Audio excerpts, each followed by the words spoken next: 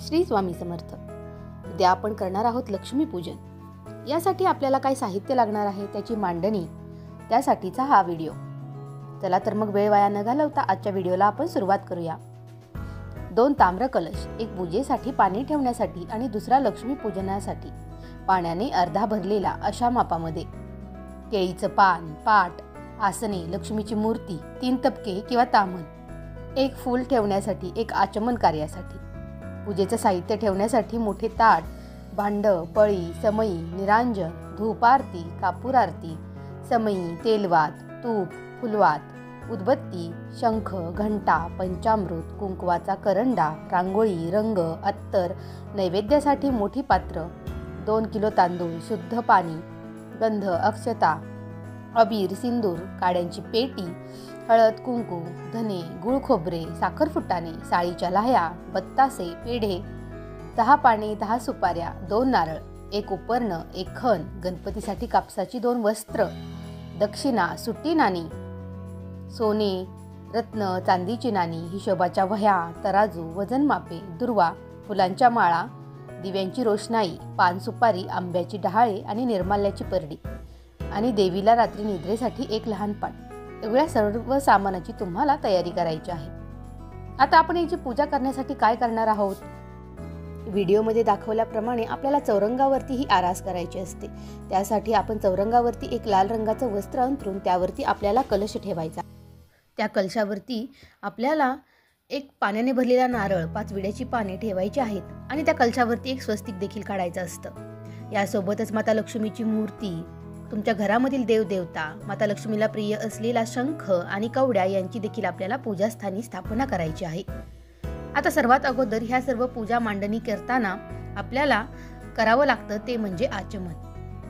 दिलेल्या व्हिडिओमध्ये असलेल्या साहित्यांचे जर तुमच्याकडे सगळ्या गोष्टी असतील तर त्या सर्व तुम्हाला पूजास्थानी मांडायच्या आहेत. यासोबतच तुमच्या घरामधील पैसे, नाणी, श्रीयंत्र, कुबेर यंत्र, व्यापारी वर्गामध्ये तुम्ही असाल तर तुमच्या व्यापारी वर्गाच्या वह्या, यासोबतच घरामध्ये असलेली केरसुनी, ज्यालाच आपण लक्ष्मी असं देखील म्हणतो, ती देखील ठेवायची आहे. या सर्व गोष्टींची मांडणी करत असताना तुम्हाला सर्वात अगोदर करायचं असतं ते म्हणजे आचमन. कलशामधील पाणी आपल्याला एका ताम्हणामध्ये म्हणजे भांड्यात घ्यायचं आहे. पाणी 1-1 पळी उजव्या तळ हातावरती घेत आपल्याला पहिल्या 3 नामांनी ते प्राशन करायचं आहे. ओम गोविंदाय नमः म्हणताना 1 पळी पाणी उजव्या हातावरून ताम्हणात सोडायचं. असं 2दा करून मग ओम विष्णवे नमः ते ओम कृष्णाय नमः असं 3 वेळा हे पाणी तुम्हाला तळहातावरून सोडून त्याचं 3 वेळानंतर आचमन करायचं आहे. यानंतर आपल्याला देवतांचं वंदन करायचं असतं. हात जोडून तुम्हाला पुढील प्रार्थना म्हणायची आहे.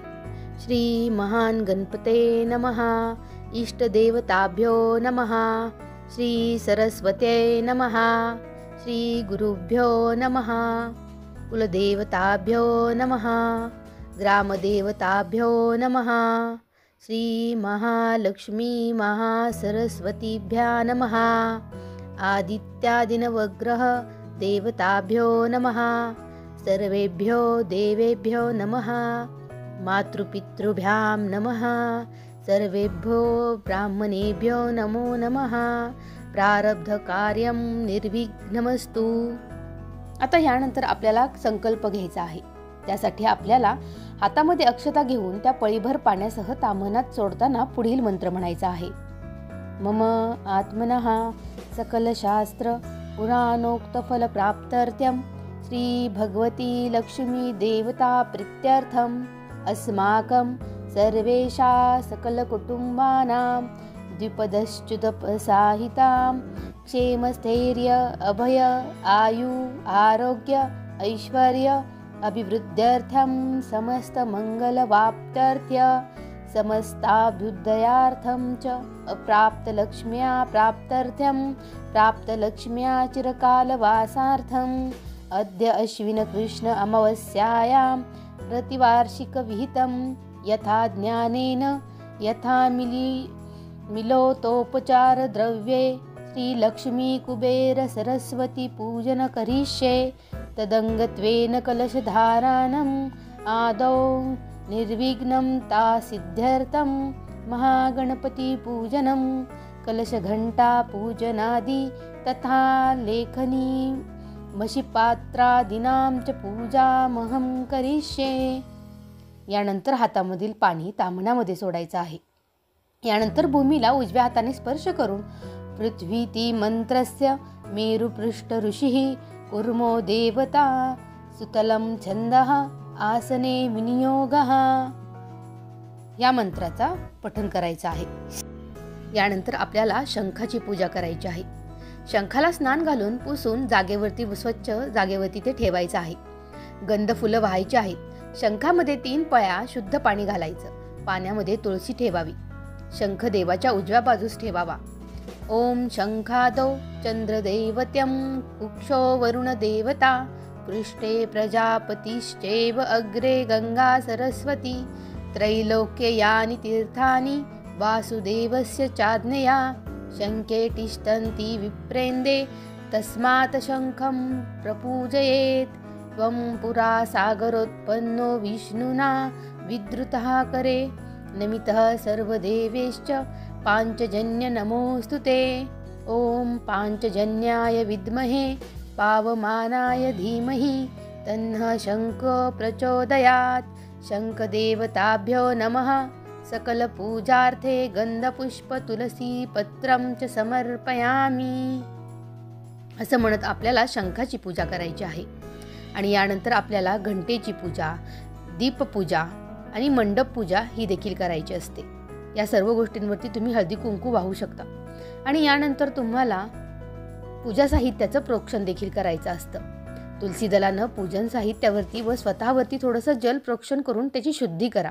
आणि त्यानंतर अपवित्रः पवित्रो वा सर्वस्थमा गोतपी वाय स्मरेत पुंडरिकाक्षं स बाह्याभ्यंतर शुचिः असं म्हणायचं आहे. आणि गणपती पूजन देखील आपल्याला यावेळेस करायचं असतं. यासाठी आपल्याला पाटावरती जरा अक्षता पसरून त्यावरती गणपतीचं प्रतीक म्हणून तुम्ही सुपारी ठेवायची. त्यावरती अक्षता वाहून आपल्याला नमस्कार करून ध्यान करायचं असतं.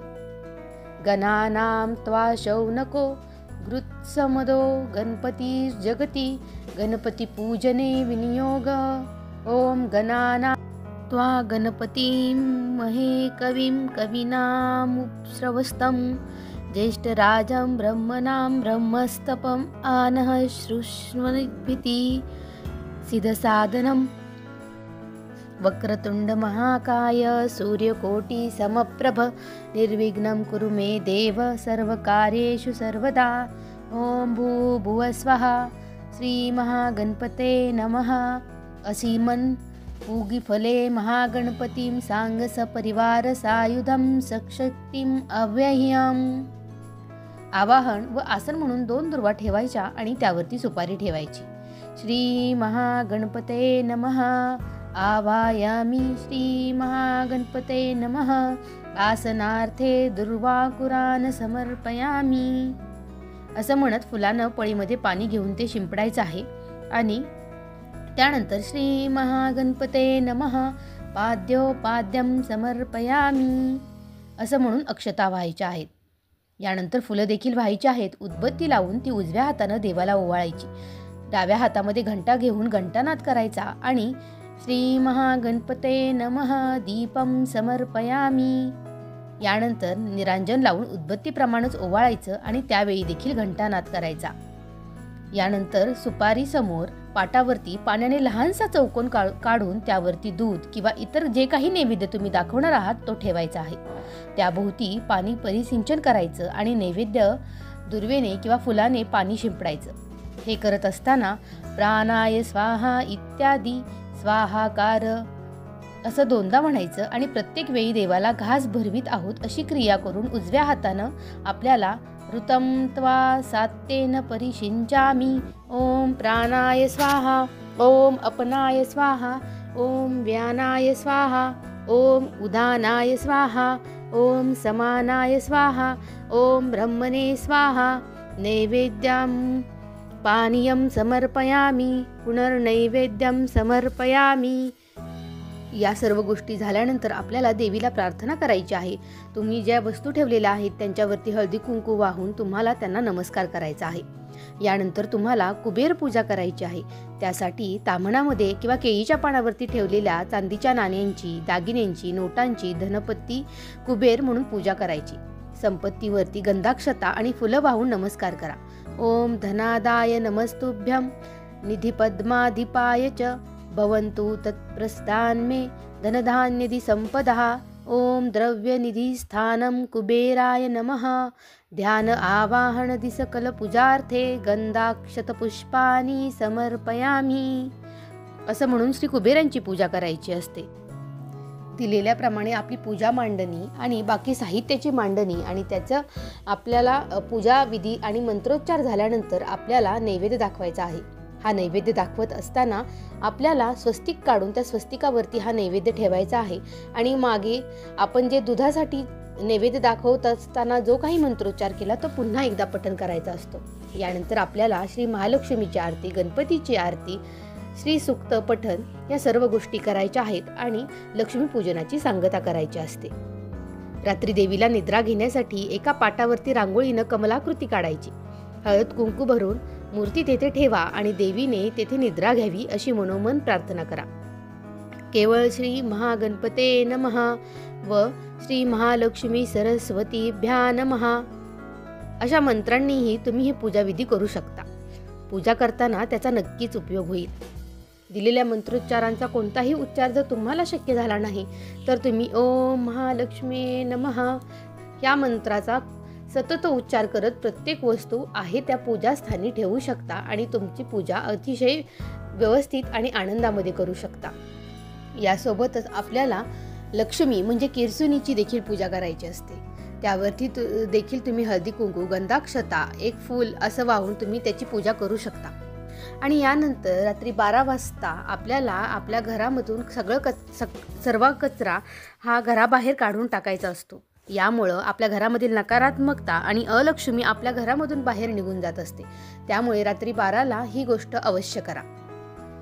यानंतर जेव्हा दुसऱ्या दिवशी सकाळी तुम्ही लक्ष्मी पूजन विसर्जित करणार आहात त्यावेळी तुम्हाला स्नानादी शुचिर्भूत होऊन मगच ह्या पूजेचं म्हणजेच उत्तर पूजा करायची आहे आणि तेव्हा तुम्हाला या देवीची लक्ष्मीपूजनाची आरती पुन्हा एकदा करून त्यानंतरच तुम्हाला नैवेद्य दाखवून ही पूजा संपन्न करायची असते। यावेळी जे काही निर्माल्य जमा झालेलं असतं ते सर्व निर्माल्य तुम्हाला वाहत्या पाण्यामध्ये तुम्ही विसर्जित करू शकता किंवा झाडाखाली ठेवू शकता। तर अशा पद्धतीनं दिलेल्या सगळ्या साहित्याचा योग्य असा वापर करून तुम्ही ही लक्ष्मीपूजन उत्साहामध्ये आणि आनंदी करा। माता लक्ष्मी तुमच्यावरती नक्कीच प्रसन्न होईल। आपला व्हिडिओ कसा वाटला ते देखील मला कमेंटमध्ये नक्की सांगा आणि आवडला तर लाईक, सबस्क्राईब आणि शेअर करा। नमस्कार।